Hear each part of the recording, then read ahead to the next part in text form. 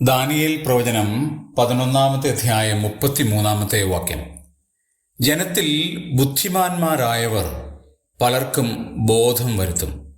എങ്കിലും കുറെ കാലത്തേക്ക് അവർ വാൾ കൊണ്ടും തീ കൊണ്ടും പ്രവാസം കൊണ്ടും കവർച്ച കൊണ്ടും വീണുകൊണ്ടിരിക്കും.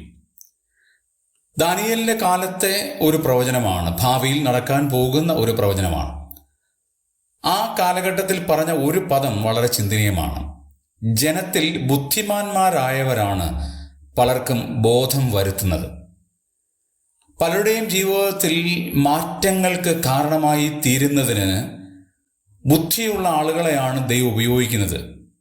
അത് അവർക്ക് സ്വയമായി ലഭിച്ച ബുദ്ധിയോ, ദൈവം അവർക്ക് കൊടുത്ത ബുദ്ധിയോ, അവർ ആർജിച്ച ബുദ്ധിയോ ആകാം.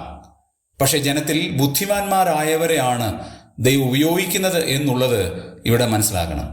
അതിൻ്റെ അർത്ഥം ബുദ്ധിമാന്മാരല്ലാത്തവരെ ഉപയോഗിക്കില്ല എന്നതല്ല.